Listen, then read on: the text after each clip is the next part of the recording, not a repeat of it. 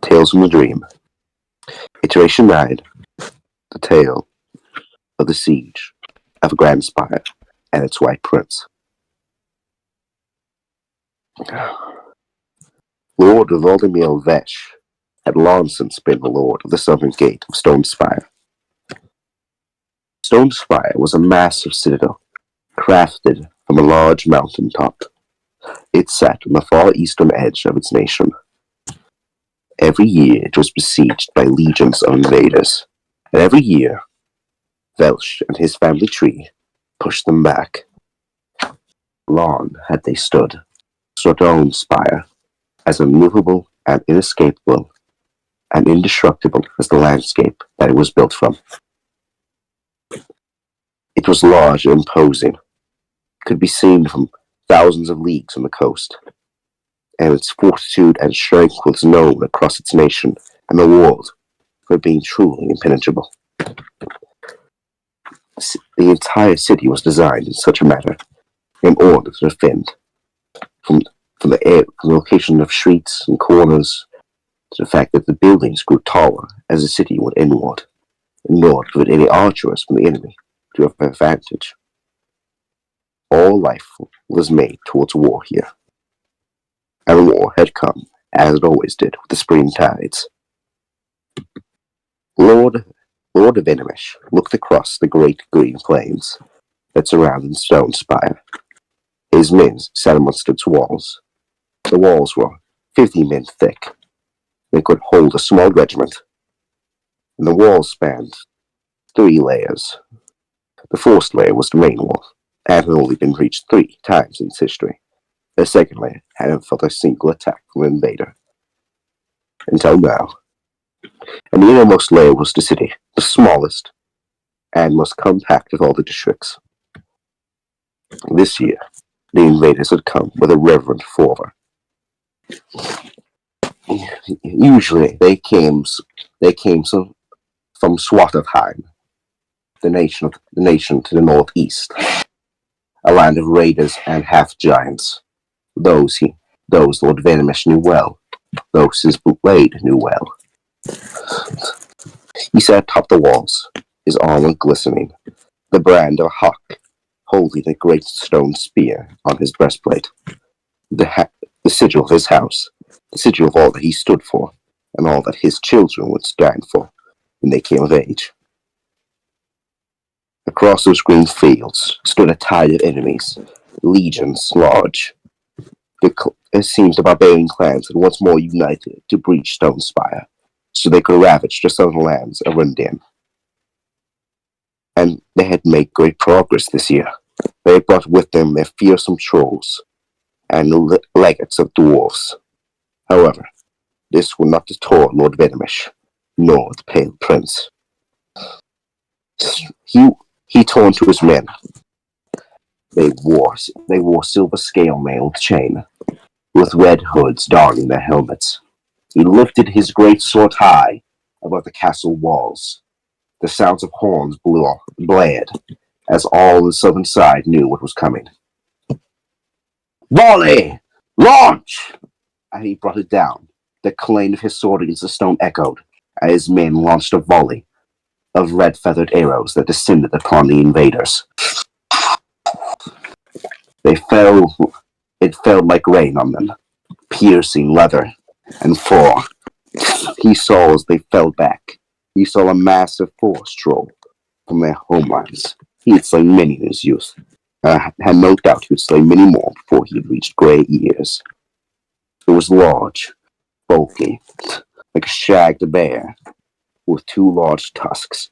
This one wore fur and leather, and had on its back a flag with a bear and a wolf combined in battle. He did not recognize the banner. It did not matter, for the troll soon found its burial in the ground beneath its feet, as a dozen arrows pierced its hide. He saw one pierce through its eye as it stumbled back, crushing 5 of his clansmen behind him. But yet, the warrior barbarians knew not fear, for they were devil-touched. No, God could not compel them. This he had seen. They ran into the arms of death like children. He would expedite that process. He turned and watched as another ladder hit the walls. He saw a dozen men surge forward with great axes in hand as they chopped at it, for one of them was taken by a spear that lunged over the side. Piercing through his chest, he was yanked off, and he saw them climb. They were known for their fiery red beards and immense height and strength. They said they could take 5 of his men in a fight. He would prove them wrong. He watched as a captain raised his sword and lowered it. 4 spearmen lunged forward, piercing the man's chest. He swung his sword wildly, missing. Yes, they were strong, but untrained. This he knew to be true. He saw another man lift up his spear and jab it into the beast's throat. He saw as the man fell to his knees, clutching at it. But a sort of modicum of respect was given to the barbarians. He watched as the warrior pulled himself along the spears, dragging his entrails through the points. Blood gushed from his back, and he was mere inches from one of his soldiers' faces before he finally gave his last breath. His men pulled back their spears and resumed position on the walls. He retreated a second. The fourth one was in a complete uproar. He watched as his men battled. 2, 3 on 1. A fair fight for them. But they had no ceased their measure. He would need to end this fight himself, he thought. So he turned to his lieutenant. Rally the horsemen. Get the knights ready. We will charge to the main gate. But my saw, the main gate has nearly fallen.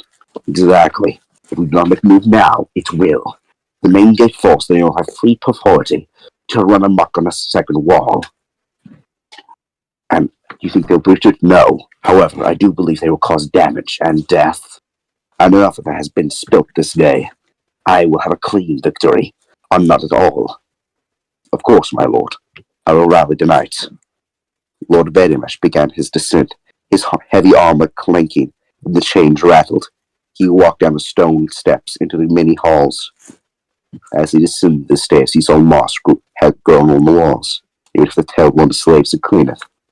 Such a sight might be permitted upon his holy castle. As he descended, he reached into one of the grand halls, and there he saw the makeshift hospital they had made. He saw soldiers missing limbs, some holding arrow wounds, others slashes. More so, he saw the courage of his men. When he approached, he saw that half of the guards who were protecting the wounded were wounded themselves. Even with broken bodies, his men refused to lift down their weapons.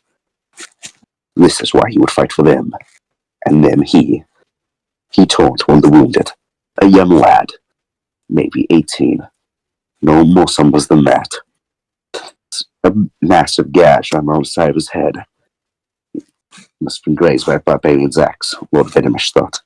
He laid a hand on the boy's shoulder. Go and rest. Let us send out a regiment to guard this place. My lord, I can fight. I assure you. The blazing one has ensured my survival. He did not do it, so I may sit idly by as my brothers and sisters die along those walls. Nor did he send you to a slaughter. He spared your life for a reason. Look across this field. Lord Vedyimesh waved his sword. Around, the wounded wailed and groaned in agony. Women tried to treat, putting hot water and soap, trying to clean the wounds of any dirt so infection may not set. He turned back to the soldier. These brothers need you more than the ones outside. And I am sure the ones from outside may soon grace your protection. Stand fast. The barbarian should come. Go for his legs and in his throat. Of course, my lord. And so Lord Vedyimesh departed. He sheathed his great sword on his back and exited. When he exited the wall, he entered into the second layer courtyard, a gigantic ring that stood between the third, the second, and first wall. This place was usually the home of many soldiers. He could see various bridges above, as well as camps. Here, men would talk, walk, and begin preparations. He saw an elevator that had been destroyed by some catapult. Its ammunition lay strewn, oil spilled across the floor. He saw a dozen barbarians charge forward. before they were lit alight, as a dozen of his own archers sprayed from above the walls above, alighting the oil spill. He saw the barbarians scream in agony as their flesh boiled. He quickly turned, and he found his horse, climbing aboard the mare that he had ridden since he was a young lad. He soon found a dozen other knights in his contingent. His lieutenant sat next to him. I found all who I could muster, my lord. Most are engaged in battle, all leading their lord sworn. Fair enough. Well, you know the duty, men. We rally out to push them back from the second gate. If we can hold there, then we can retake the forced wall. If you are, of course, my lord, the knights said in unison. They lifted up javelins and spears, swords on their side. They would fell a dozen barbarians before their breath left their bodies. He turned, rallied his horse. He felt the thumb of his own and his beast's heartbeat. So they were of one mind now, and one body. He relied on his speed, and the horse his skill. If one would fall, so would the other. An ultimate trust, one that only a man and his steed could have. He petted the side of its face, and it licked out a soft whine as he fed its lips. Men, we rally for God, and queen and country. Drive the barbarians back again we shall. His men let out a roar of victory, and they ran forward. The path cleared as men ran out the way, moving whatever thing they can, spikes, spears. Around him soon lines of men formed, battering their weapons against their shields, cheering their name as a thrum of hoofbeats hit against a stone, filling the second wall. They would push them back from the second gate and all the way off the forced wall, or they would die trying. The sound was amazing. The roar of thunder, Vedyimesh thought. The thrill of battle. All around him he could hear the clang of weapons, the screams of pain, and the hallowed songs of victory to come. As they ran forward, he saw the gate guard. They quickly pulled it apart, and out of there he saw a massacre. He watched as one of his men were lifted by a barbarian, and their neck twisted till it snapped. He saw a troll grab a man and tear his arm off, while fleeing his body like a toddler. Barbarians roared forward, and led by the leader of them was a tall one, even for their height. 10 feet tall, long black hair, scars ran across his chest. He ran a loose fur coat and leather straps. He lifted up his shield and bandaged his great sword against it. Well, for him, nothing more than a bastard sword. But it would have been a hefty weapon in Lord Vedyemesh's hands. He would show him the skill of a true knight of Rania. He ran forward and met the great barbarian chieftain. The barbarian chieftain lunged forward, sword slashing towards Lord Vedyimesh. Lord Vedyimesh deflected the blade from its path. The clang of metal ran forward as the rest of his knights met their army. The clan broke under their hoofbeat. He saw a knight slam his spear into a troll's head. The tip piercing through skull and bone as blood gushed out. The knight pulled it out and quickly spun it, slicing open a barbarian before slashing it into a dwarf who ran up with sword in hand. He pulled it out, blood spraying against the ground, staining the hollowed walls. He saw another knight run down 2 more of the barbarians, for his sword met another's throat. He returned back to his own quarry.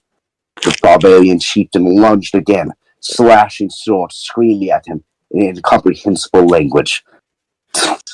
Lord Vedyimesh clashed again with him as his horse leaped to the side. The screeching of metal filled the air as his strength battled against barbarian. One that would have proved futile for Lord Vedyimesh. However, he was no fool. He reached for his belt and pulled his short sword, and in one instant dove forward past barbarian's shield arm. The blade met Shran, piercing the barbarian's chest. The barbarian let a scream of pain as he stumbled back. That moment of weakness, that half a microsecond of pain, that one mistake would be the fool's error. Lord Vedyimesh twisted his great sword around at his hip in his grip, and slashed it forward.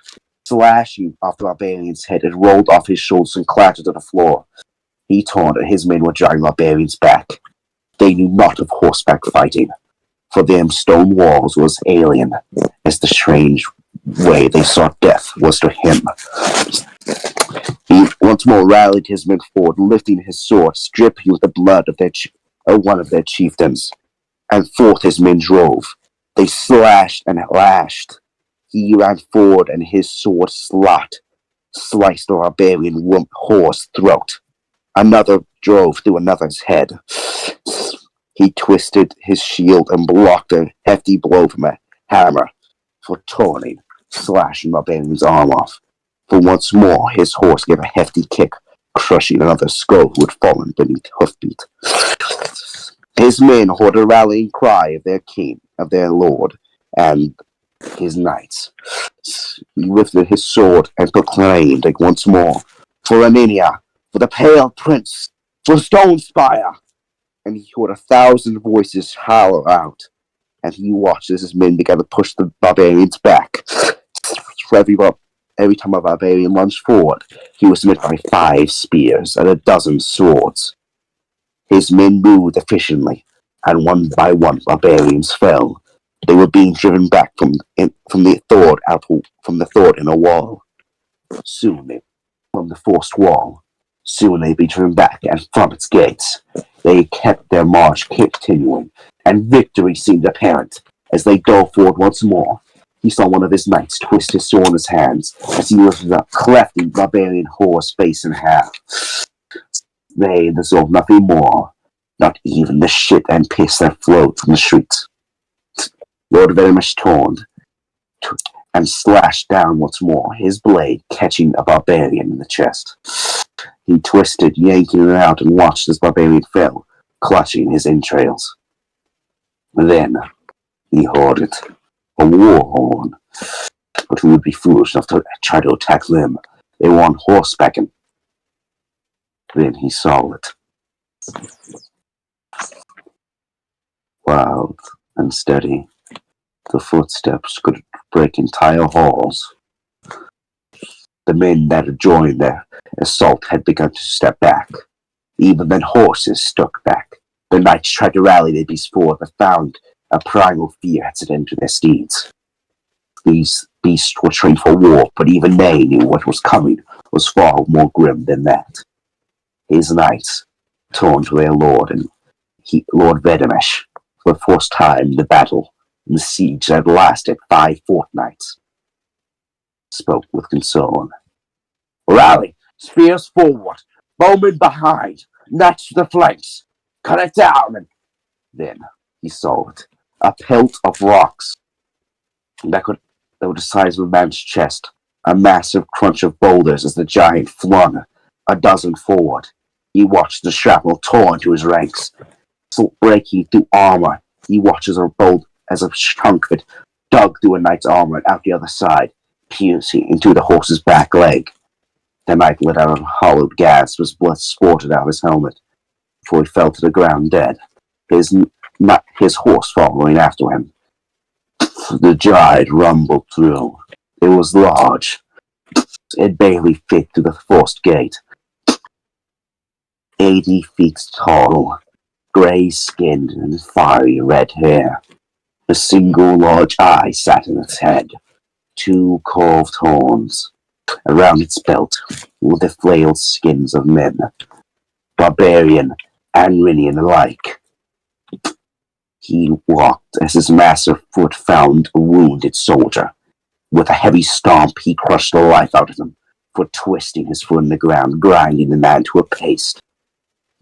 The giant reached once more into its bag to grab a dozen more boulders, but then he was met by an assault as a ballista fired from the wall above, piercing to the giant's shoulder. The giant let out a screech, and Lord Vedyimesh taunt, commanding the men to duck, but before he could, a boulder flew through, crushing the ballista.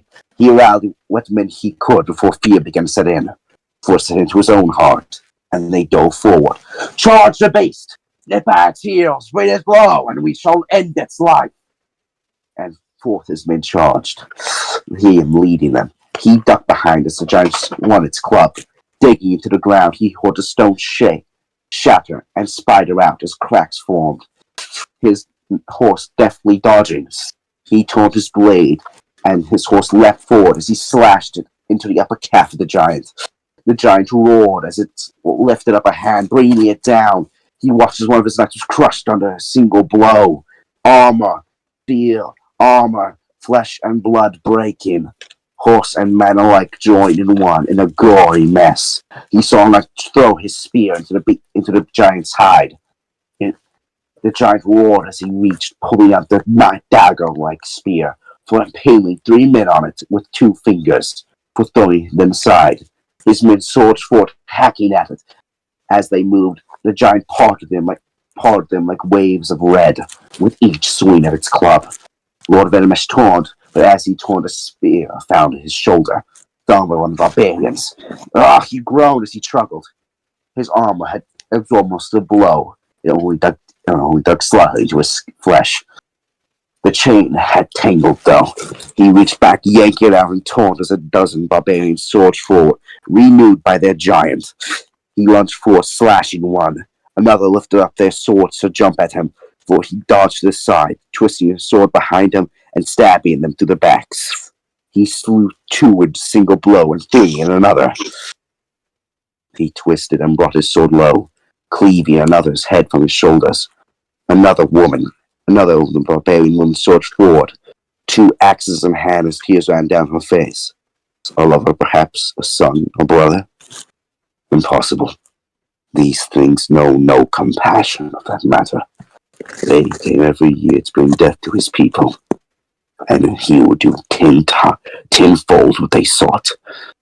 She slammed her axe to the ground as his horse sputtered, and then he slew her, slashing his blade through the side of her face. Eye split as blood gushed forward, spilling onto the stones. But as he was distracted, he turned. His mare tried to dodge, but it was too late. The blow came, and he was in flying. His mare had absorbed all of it, but she was dead, and he was soon to be as well.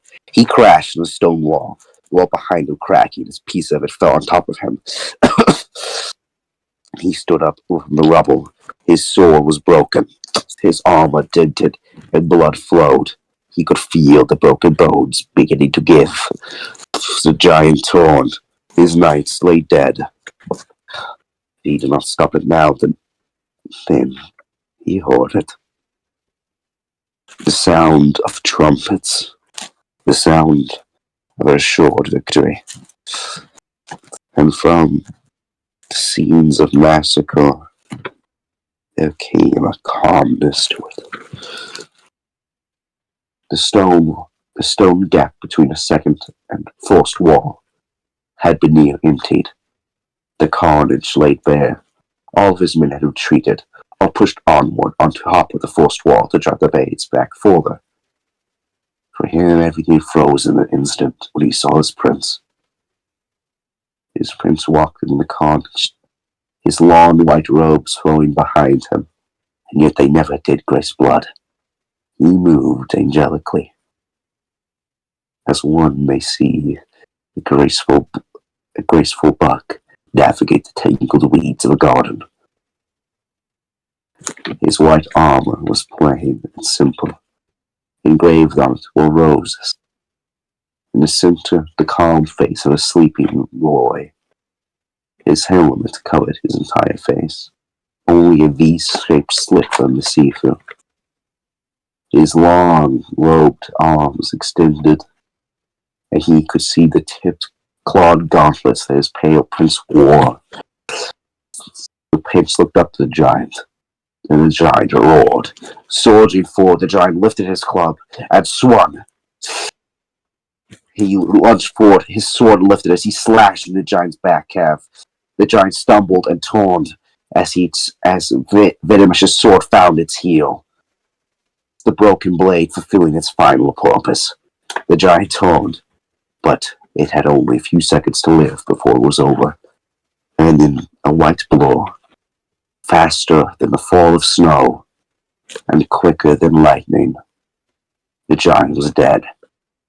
He saw as its throat erupted in blood. The giant fell clutching as it fell to the ground, the stone shaking.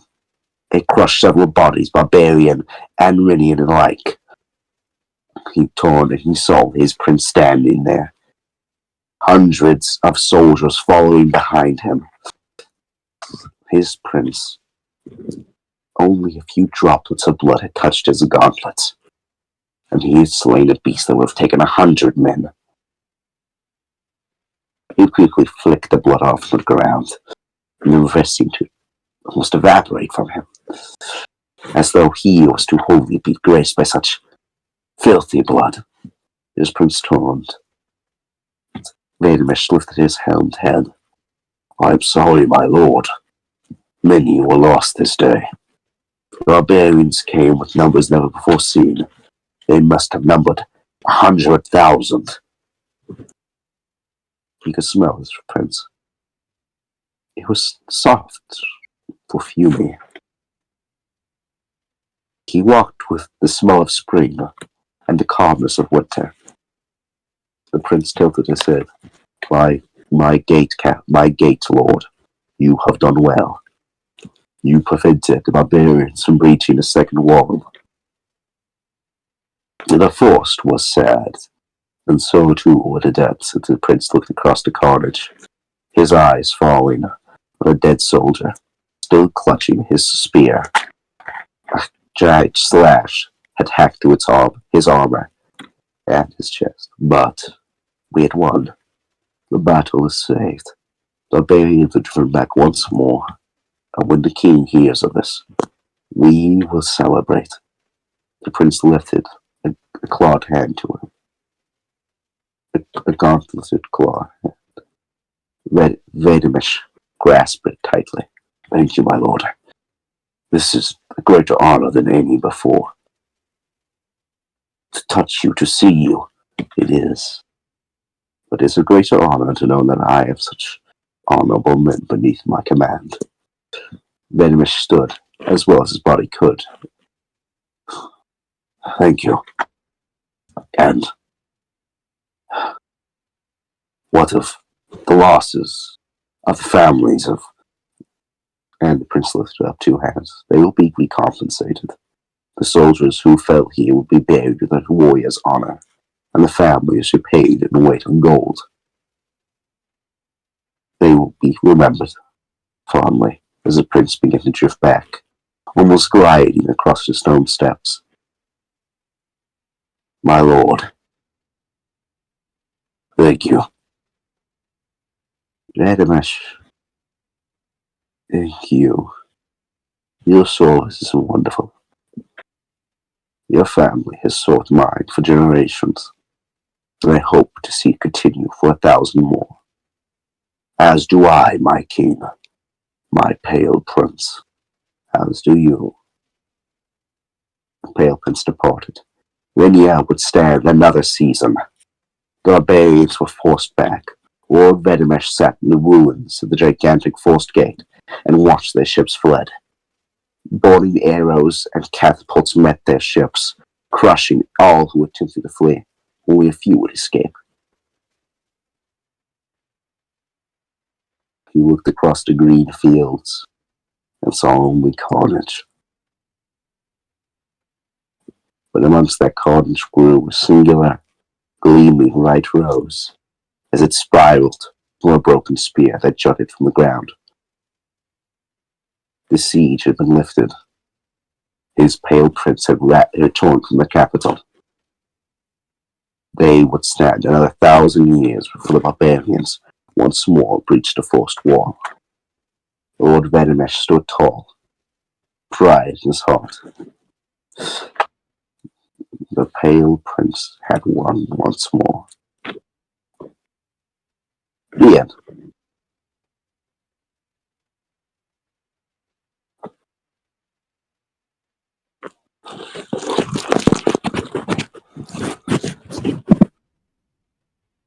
That is all, folks. That was the story of The Siege of Stone Spire and The Pale Prince, set in Iteration 9.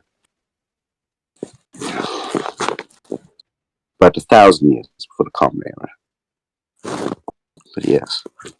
If you want to hear more stories about the Pale Prince or Iteration 9 or Stone Spire, Lord Vedyimesh, then go ahead and request. And that's all. Okay.